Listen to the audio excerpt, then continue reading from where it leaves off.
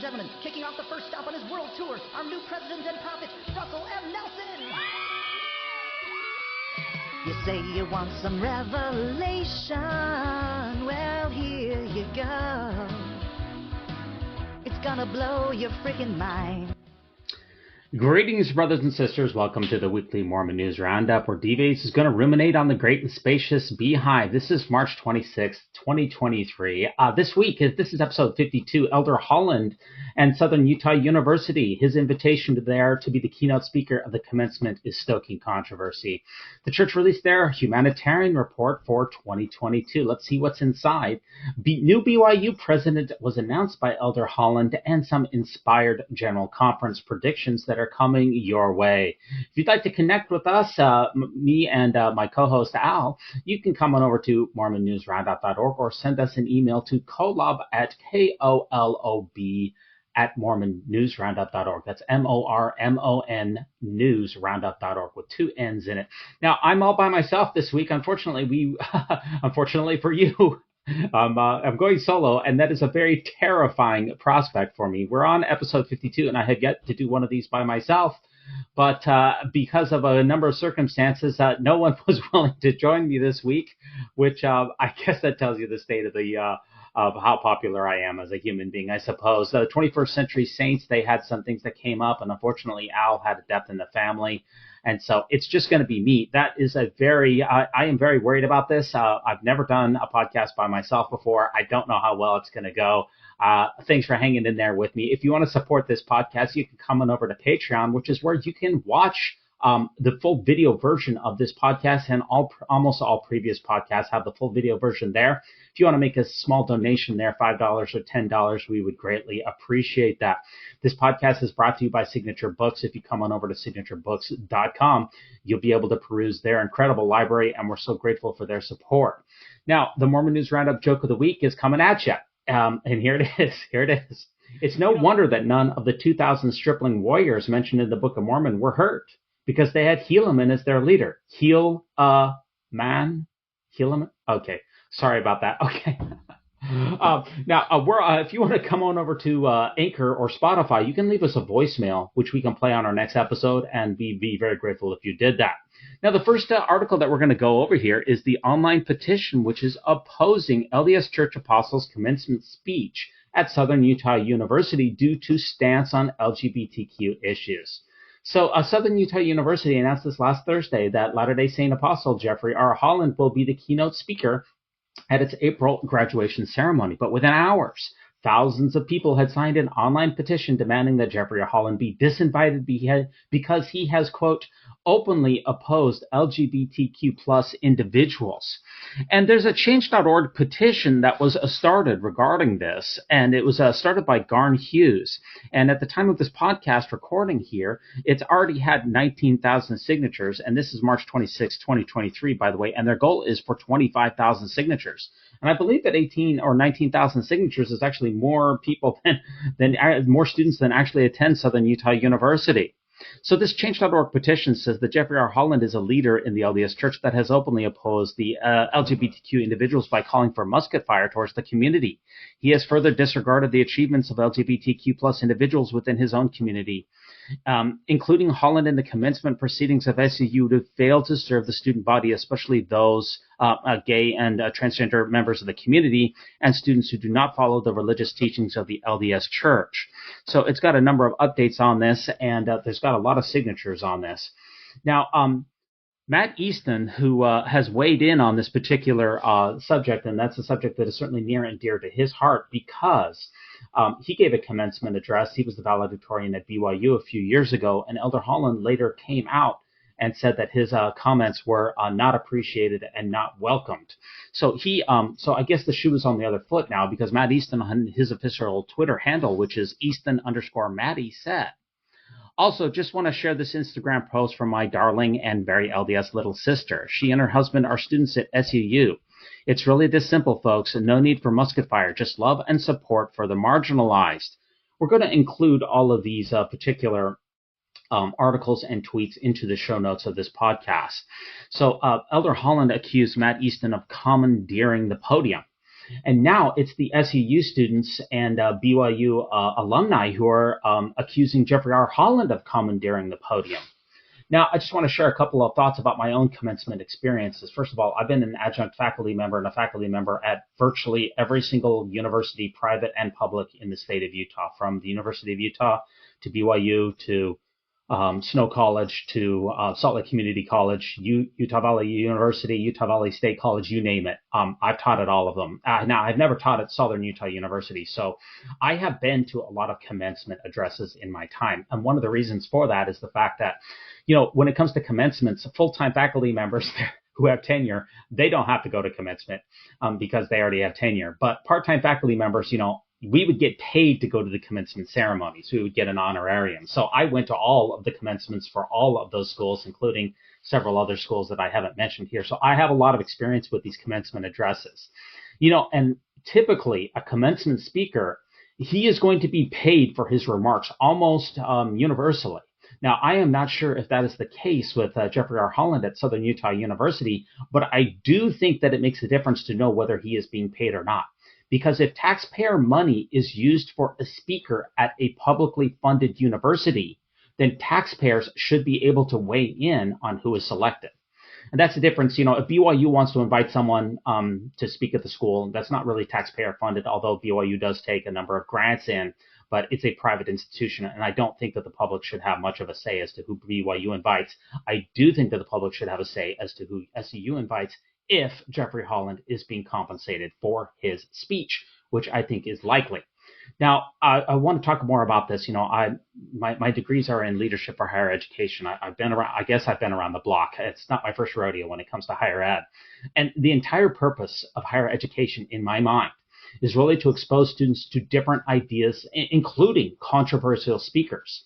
And in my mind, no speaker should be boycotted from a campus unless that speaker is engaged in hate speech, or engaged in reprehensible conduct, or encouraging people to engage in illegal activities.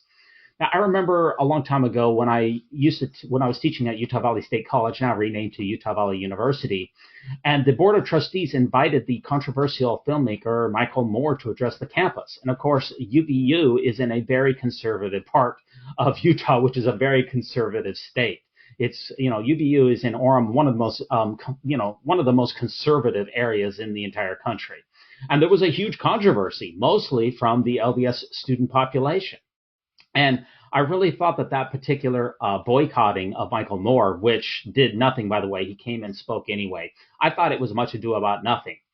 And I'm really asking the question, is Elder Holland speaking at SUU any different than Michael Moore speaking at UVSC? Now, I think that there may be some differences. I want to talk about that for a moment. First of all, like I said, no one should be invited to a public university who's presumably being paid for by public funds with someone who's engaging in hate speech or violent rhetoric or encouraging illegal activities or personally represents reprehensible conduct. Now, the biggest question for me is whether Elder Holland's previous anti-LGBTQ rhetoric, does that constitute hate speech? Now, I've thought a lot about that this week. I would personally say that the answer to that question is no. It is close, though, and I can definitely see how some people might disagree with that and would consider his speech to be hate speech. But I would personally call his previous rhetoric insensitive, but not hate speech. And therefore, he wouldn't be disqualified as someone who's propagating hate speech, okay, from that particular vantage point. That's my personal opinion. The larger item, though, there's a second item that comes when considering about weighing whether a potential commencement speaker is justified or should be invited. And I think that let me put it in this way. What personal values does the speaker represent? Does he have laudable personal qualities? Or what institutional values does that person represent? And are those institutional and personal values that person represents, that commencement speaker, are they compatible with a 21st century pluralistic society? Now, that is a much more difficult question. And because the institutional values of the Church of Jesus Christ of Latter-day Saints are, to put it very gently, decidedly behind the times, it's a very interesting or even a troubling selection. Now, when selecting a commencement speaker, I think one of the major goals of doing so should be to expose students to a wide variety of thought. And Southern Utah University, it is definitely in the Morador, you know what I mean, the Mormon corridor. So its students will certainly be familiar with the Church of Jesus Christ of Latter-day Saints. So a commencement speaker selected from senior LDS leadership is hardly helping students understand the world in a new way or exposing them to new ideas. As such, I question the invitation on that, based on that fact alone. You know, SUU, during this past week, they've generated a great deal of press regarding this particular invitation. And the old saying that I've read is that no press is bad press, even though most of the press that's surrounding this story is decidedly bad. And I understand, you know, from SUU's perspective, that one of the purposes of inviting commencement speakers is to generate controversy in order to gin up interest. And there's certainly something to be said for that. Another thought is that, as you know, Southern Utah University is a Utah-based school. It already has a great deal of difficulty separating itself from its surrounding Mormon influence. Do you really think that an international student will be more likely to attend SUU after reading a headline like this? Because if you're a student who, I don't know, who's in China and wants to attend an American school, you Google SUU after this, this is going to be one of the first hits. When you do Google News search on this, it's going to be lasting for years. Do you think that that international student is going to be more likely to attend SUU after seeing these headlines? It's very hard for me to imagine. That being all said, though, I want to be as fair as I can. Does Elder Holland deserve a chance to redeem himself from the Matt Easton blunder? You know, it seems a bit harsh to say for some people who are saying, well, one strike and you're out. I'm not saying that Elder Holland has only had one strike, but when it comes to commencement, he certainly blundered that. I'm not aware of any other commencement addresses or controversies surrounding his tenure. So is it one strike and you're out, or does he deserve a chance to redeem himself? And this would all be a lot easier if Elder Holland would just apologize for his previous insensitive remarks, which he has not done. Now, I do also question seriously, why are apostles speaking at this secular event? As one of the only 15 witnesses to the name of the Savior, shouldn't he be spreading Jesus' important message? Because I do not imagine that Elder Holland will be preaching the gospel at this commencement. And I imagine his talk will probably be very secular in nature. Would not his very precious time be better served going house to house and bearing his incredibly powerful witness of the divinity of the Savior? Or doing a Facebook Live in front of thousands of people where he can answer the most important questions in life? Or doing interviews with mainstream media outlets who can ask him very important questions and about the church, about his prophetic call, and be able to release those to millions? Would that not be a better use of his time than doing a secular talk? Now, I do find it very remarkable that Russell M. Nelson, his flight of death, his legendary flight of death, I believe it was to speak at the SUU commencement as well. It might have been Dixie College, but anyway, it was one of those two. So Elder Holland, be careful. You know, you may want to take the bus just to be on the safe side for going down to this commencement. Now, at Southern Utah University, they have responded through their official Twitter account to all of this controversy.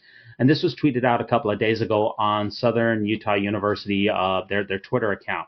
And they tweeted out, Elder Jeffrey R. Holland was invited to speak at commencement because of his Southern Utah roots and his experience in leadership and dedication to higher education.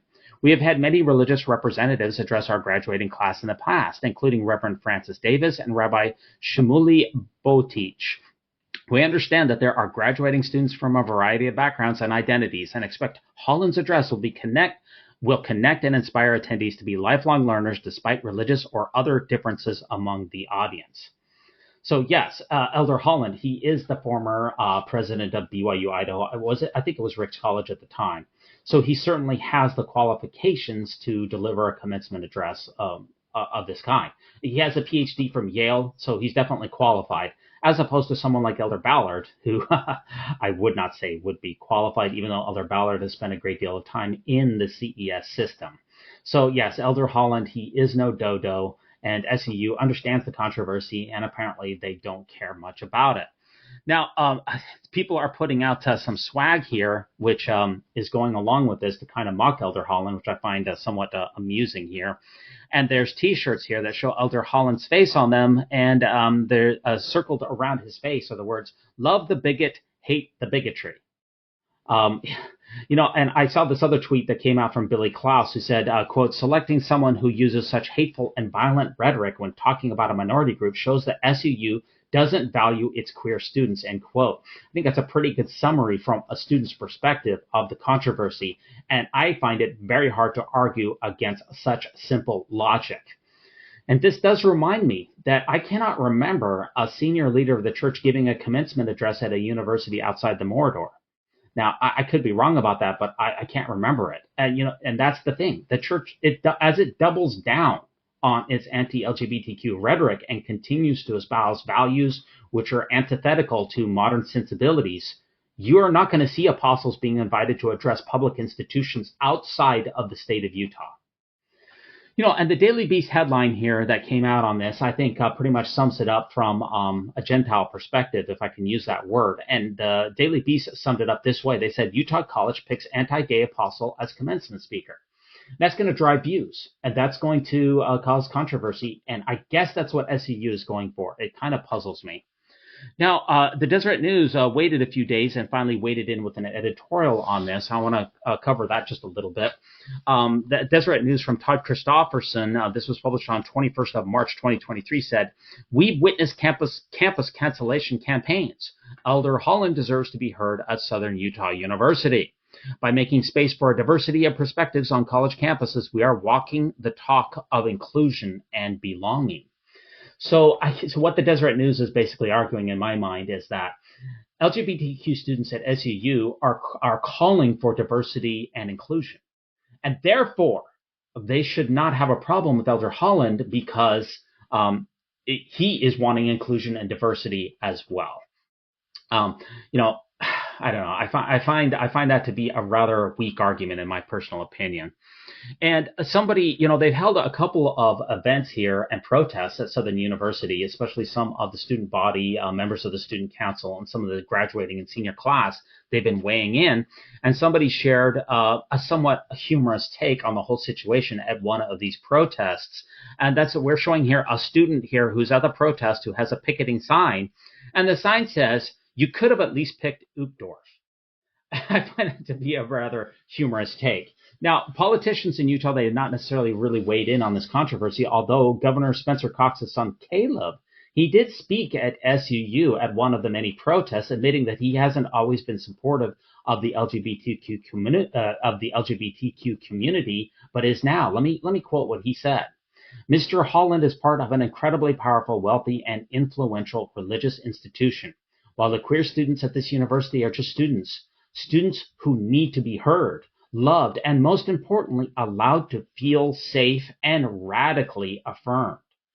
End quote. Caleb Cox said, according to St. George News. And also one last quote from him. "Regardless of what the governor says or does, please know that there is a Cox here at Southern University who will try to help you do those things." Now, if you will let me know your thoughts on President Holland, actually, well, he was former President Holland, but Elder Holland, speaking at Southern Utah University as the keynote of the commencement speaker, come on over to Twitter. We're at @NewsMormon, and let us know your thoughts about whether Elder Holland should be allowed to speak at the commencement or whether he should be canceled. Now, our next article here is a former city councilman going to prison after molesting a girl for 7 years. And this is an absolutely horrific case here, and this was published on the eastidahonews.com here on March 13, 2023. And the sad part about all of this is that he is a former LDS bishopric counselor. He's also an Idaho city councilman, Brian Wiscombe. He's 45. He's been sentenced to prison after molesting a girl for 7 years. Now, this is yet another troubling account here. And even Kwaku, the Mormon apologist, he tweeted this out, and I find this to be a rather remarkable tweet since Kwaku is known as a real defender of the faith. And he tweeted this out a couple of days ago on his official Twitter handle on March 20th, 2023, and you can find him at @withKwaku.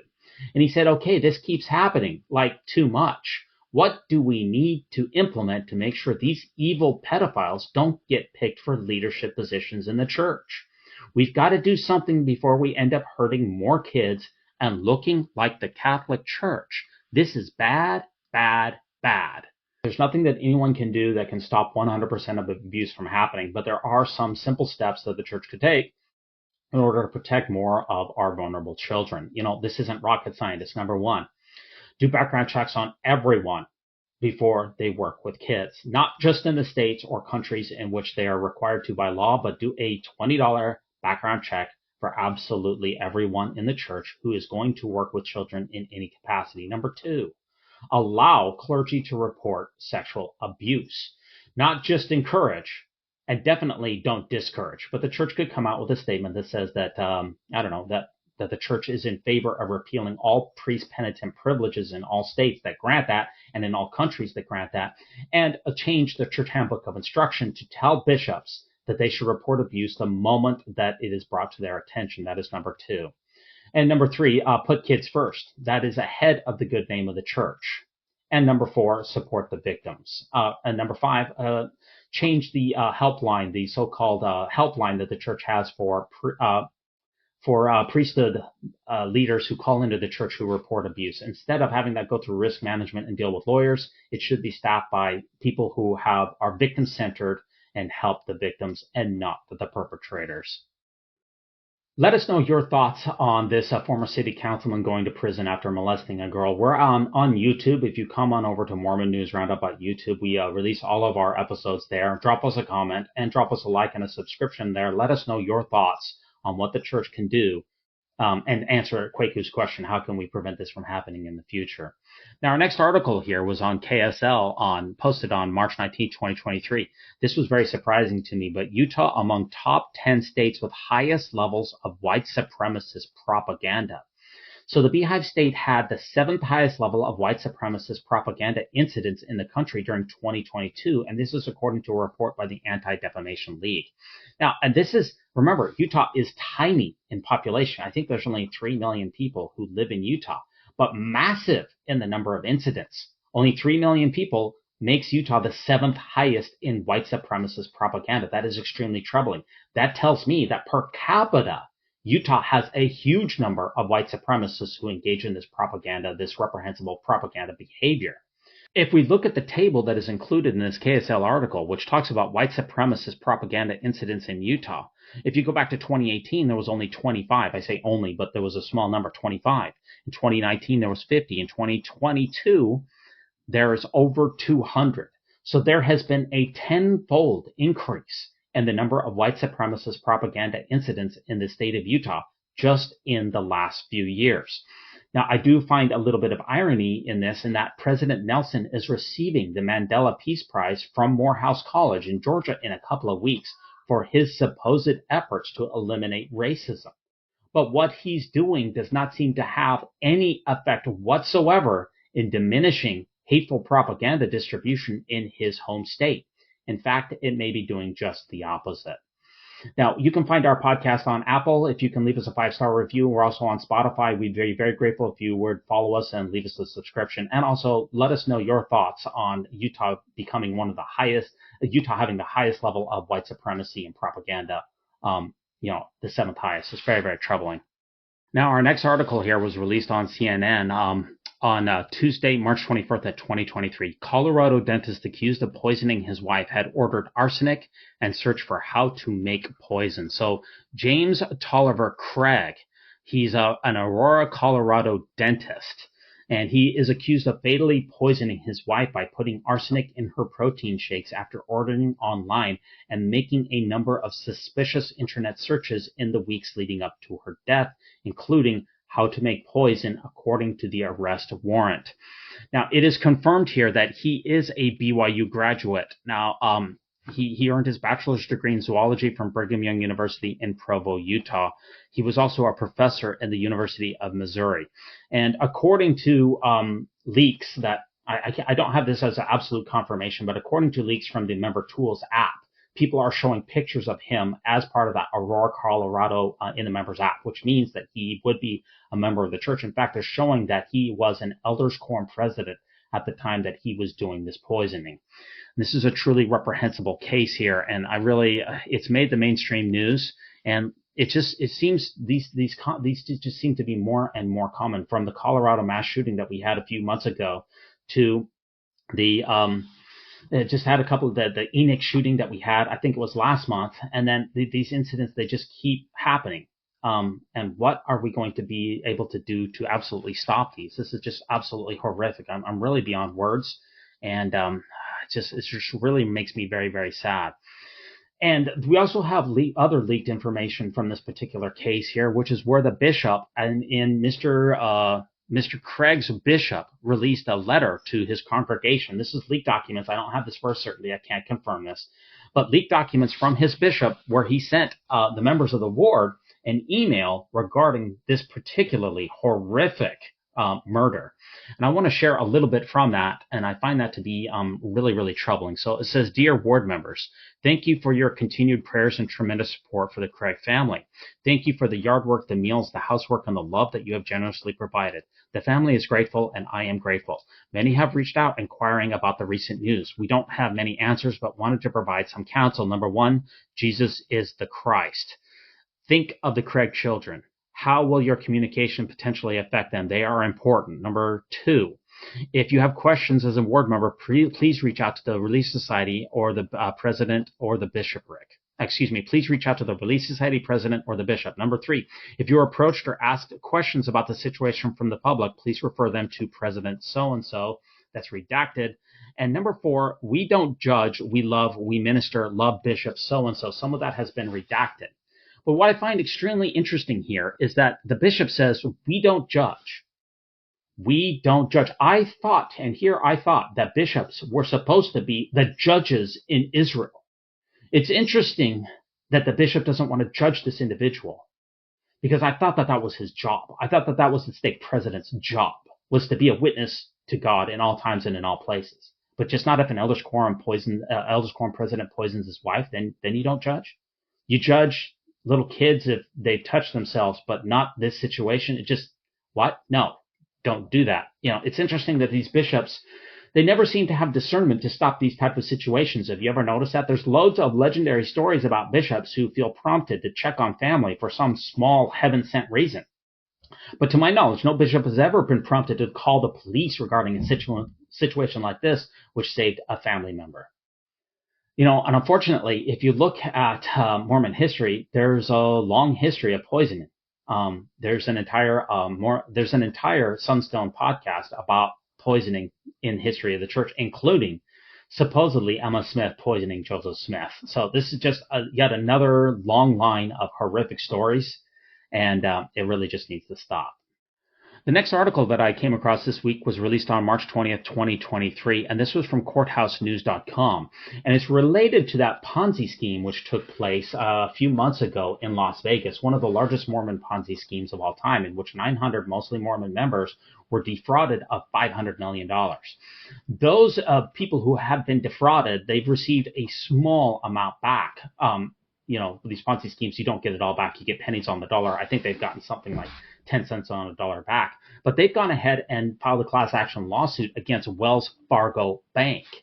So the order on Saturday involved a 2022 arrests of Jeffrey Ludd and lawyer Matthew Beasley, who federal investigators say ran a $500 million Ponzi scheme and scammed over 900 victims. So what the lawsuit, why they're suing Wells Fargo, is that they said that Wells Fargo did not do its due diligence in safeguarding these particular funds, and that there were a lot of red flags that were brought up to Wells Fargo about how these funds were either being mismanaged or that this whole thing was a total sham. Wells Fargo ignored, according to the judge's ruling, Wells Fargo ignored all of these particular warning signs and went ahead and dispersed the funds and just dealt like this account like it was just a regular, business account, when there should have been warning signs in place that this was a fraudulent endeavor. So the judge's ruling here says that the law does not allow Wells Fargo to ignore obvious signs of fraud, nor does the law permit Wells Fargo to continue to offer its services uninterrupted while refusing to investigate or take any other action to protect the victims of the fraud. Yet that is precisely what Wells Fargo did. So it wasn't just Jeffrey Judd and Matthew Beasley who were engaged in potentially criminal behavior. It looks like Wells Fargo is in the hot seat for not doing their job. So let's hope that justice is served in this Ponzi scheme. And I hope that some of the victims who were taken advantage of, mostly because of their LDS faith, I hope that they are able to get something back from this horrible tragedy. Our next article here is C. Jane Reese is named as BYU's new vice president. So this is the 14th president of Brigham Young University, formerly known as Brigham Young Academy. And it's C. Shane Reese. He is the new top dog. And the Board of Trustees of Brigham Young University has appointed him, and he is going to succeed Kevin J. Worthen, who has served as president since 2014. Now, Brother Reese here, he is a former academic vice president at BYU. You could basically argue that he was the number 2 man in charge. And this is an inside hire, and not too many of the past BYU presidents have been inside hires. Now, President Reese here, he headed the Committee on Race, Equity, and Belonging, which ended up bringing us the BYU Office of Belonging, which is basically the Mormon version of a DEI, the Office of Diversity, Equity, and Inclusion. Now, in a recent address, President Reese said that BYU faculty and staff need to be sentries guarding against pernicious atheistic ideologies. And he said that BYU, its mission and its focus should be on the following 3 things in order. Number 1, family. Number 2, religion. And number 3, constitutional governing principles. So by all indications, he is going to be a company yes man. He is not going to be a reformer or a crusader. I expect to see much more of the same when it comes to President Reese's tenure. Now, the controversy that I was able to find, or I guess is well known, I knew about it before, but I didn't really follow it as closely as I should have, is that Shane Reese, he was the academic vice president who brought us the transgender voice transition therapy mess. This was back in April of 2022. So Shane Reese, academic vice president at BYU, in a March 10th letter cited the church's handbook in justifying the cancellation of the clinic's gender-affirming speech therapy. So if you are a transgender student at BYU who wanted your voice to more carefully conform to the gender with which you identify, President Reese, he said that particular clinic will not offer those types of services to its students. So, that drew a probe as well. And, he's citing the church's handbook of instruction, which says the church's handbook of instruction greatly discourages transitions of any type. And there's also a rumor that President Reese here also canceled healthcare for at least 3 BYU transgender students as well. So to say that President Reese is not transgender friendly, I think that would be a very safe statement to make. I don't know this for a certainty, but I believe that he was also involved with the fact that the graduate program at BYU who does the speech therapy, they also do not instruct their students regarding the transition, about how to do voice affirming therapy and transitioning students. And that department, I believe it was from President Reese, I don't know that for a certainty, that department almost lost accreditation over these issues. So, it just reminds me, this is the 14th president that we've had at BYU.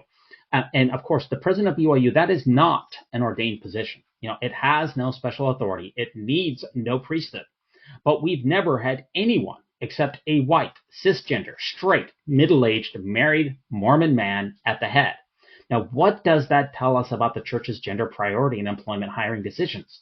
You can say, and that's why I'm asking the question, you can say that the church has not been diverse at its upper echelons because those are priesthood positions.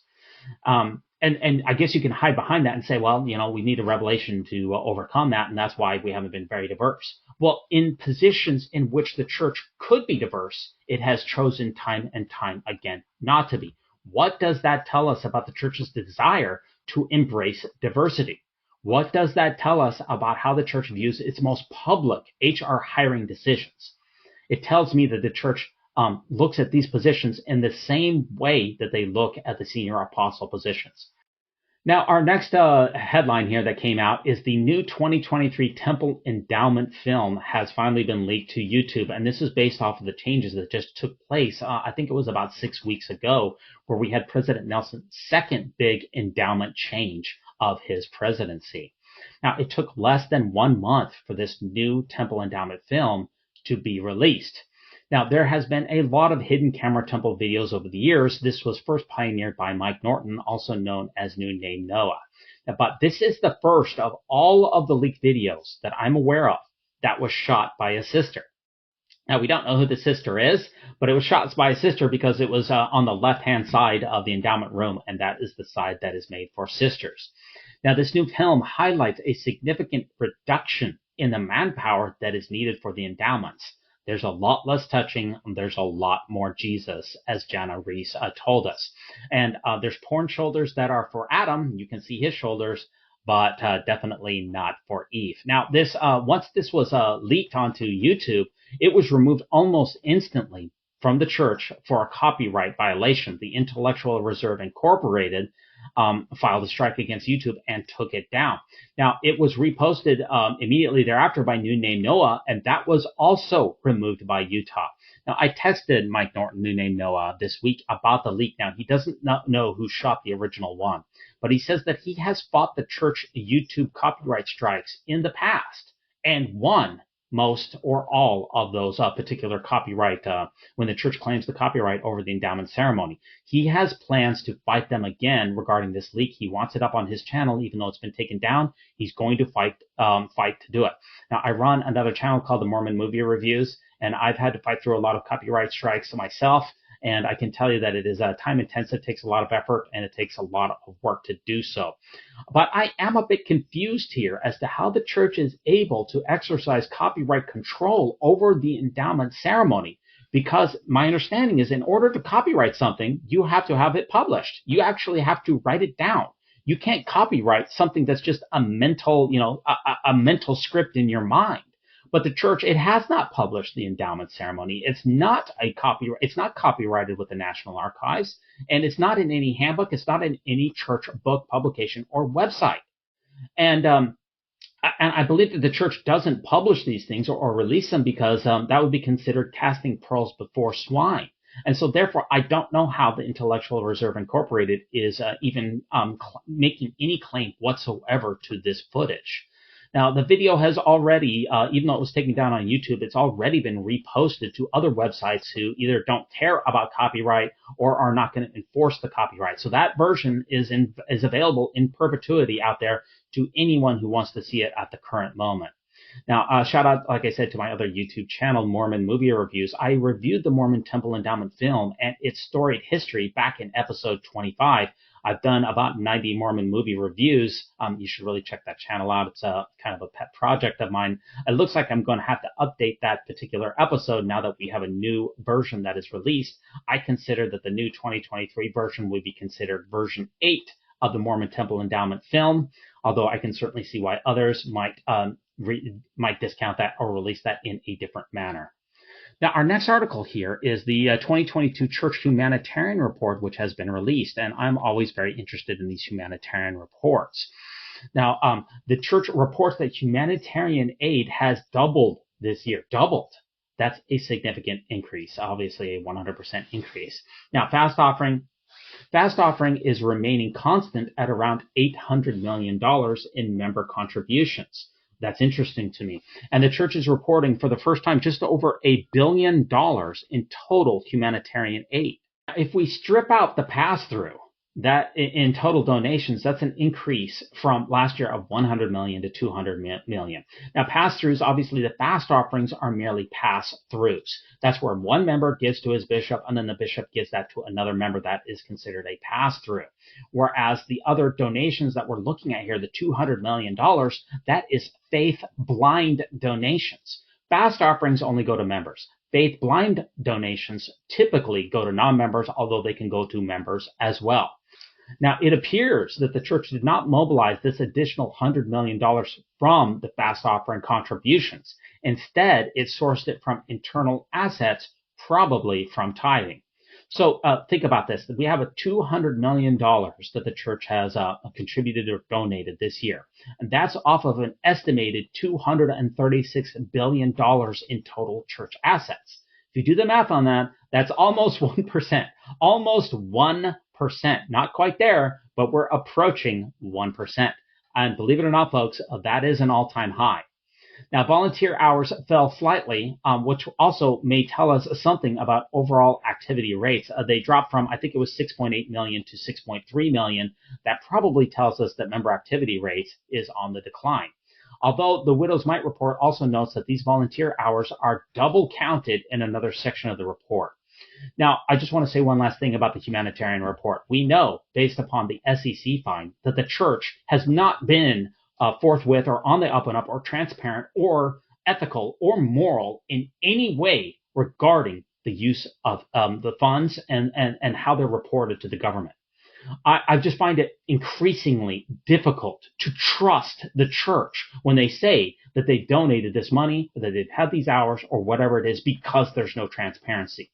If the church had an independent auditing, just like the Community of Christ does, and just like so many other religious institutions have, then we could trust the numbers that are in the Church Humanitarian Report. But after the church has proved that it has covered up and deceived the members regarding regarding the use of tithing in the past, I just find it very hard or almost impossible to trust the church on the Humanitarian Report. Now, we can go and look and call up the organizations that the church has monetarily donated to, such as UNICEF, such as the World Food Bank, such as the other things, and confirm the donations. But not all of the $200 million are confirmable by journalists or outside sources. We have to trust the church that they donated this money in the way that they said for a lot of these, for a lot of that figure.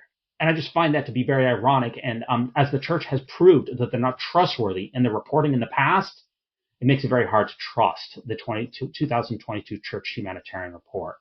Now, unfortunately, we don't have the 21st Century Saints on board with us to go over this next article because they're really the experts on this, but I guess I'll just have to cover it the best I can. This is from BBC News. Nicholas Rossi, extradition case of U.S. fugitive held in Scotland is postponed. So the man of Scottish court has ruled a U.S. fugitive, Nicholas Rossi, has had his extradition case postponed until June. So he has allegations of rape and sexual assault, and he allegedly faked his own death. And according to the 21st Century Saints, this man is or was a member of the Church of Jesus Christ of Latter-day Saints. Now, I wish they were here to tell us a little bit more about this, but they're not, but I'm just giving you the once-over on that. Now, this does take us to our final news article of the week here, and this is General Conference. General Conference is taking place next weekend, which I am greatly looking forward to. Now, we hope to do next week with Rebecca Biblioteca. We hope that she will come on, and we're going to do a hot take on General Conference. We'll try to record it on Sunday after it's all over and let you know our thoughts on General Conference. So we wonder what predictions that you might have regarding General Conference. We'd be very grateful to know what your predictions are. So can you send those to me to kolob@mormonnewsroundup.org? Be very grateful to hear them. Let me give you a couple of humble predictions. Number one, we're probably going to hear about the alleged $1 billion in humanitarian aid that the church gave out, but not hear one word about the $5 million SEC fine. And of course, the $1 billion figure of humanitarian aid, that is highly misleading. The church is trying to count the fast offerings as its donations, which is kind of like Whole Foods saying that they donated millions of dollars to charity, when in reality, it was the people who rounded up their shopping receipts and not Whole Foods themselves. I'm going out on a limb here. I'm telling you that I believe that the sustaining vote, that you're going to see some serious rumblings in the sustaining vote of the general authorities over the SEC case. I'm going out there, and we're going to see if I'm accurate or not. If you come on over to Twitter, we're at @NewsMormon. Let me know your thoughts on whether you think that the sustaining vote, that I think there's going to be a lot of people raising their hand in the sustaining vote that are going to say, I'm not going to sustain the church leaders based upon the SEC fine. Al has said in the past that he believes that the auditing, which normally takes place on Saturday afternoon, that he thinks that is no longer going to take place in General Conference. Instead, it is going to be pushed off to the side and just released as part of the conference notes, much like the statistics did a couple of years ago. And as far as temple locations are concerned, I would hate to hazard even a guess regarding that. I think we had 18 temples that were announced the last General Conference, or I think maybe even more. I wouldn't be surprised to see a similar number. Now, we are going to have Jonathan Streeter of Thoughts and Things and Stuff on next month. We're greatly looking forward to him coming on. And shout out to Weird Alma for this episode's music. Thanks so much for ruminating with me on the great and spacious beehive. And remember, no unhallowed hand can stop this podcast from progressing. So long. Want to make a podcast? Spotify's got a platform that lets you make one super easily and then distribute it everywhere, all in one place, and it's free. It's called Spotify for Podcasters, and here's how it works.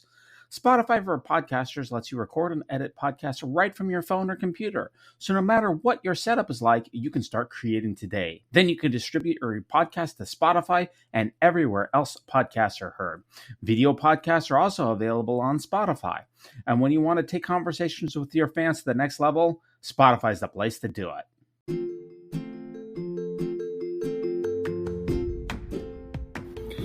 Hey there, brothers and sisters. Thanks for listening to the Mormon News Roundup.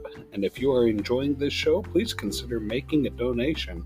Patreon makes an important contribution to helping us ruminate on the great and spacious beehive here. So thanks so much to everyone for supporting us on patreon.com.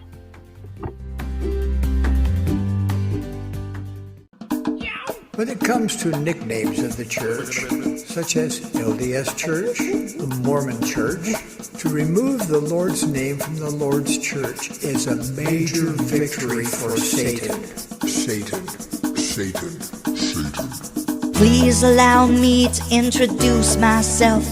I'm a being with no moral constraints. My number one goal is to hurt the Church of Jesus Christ of Latter-day Saints.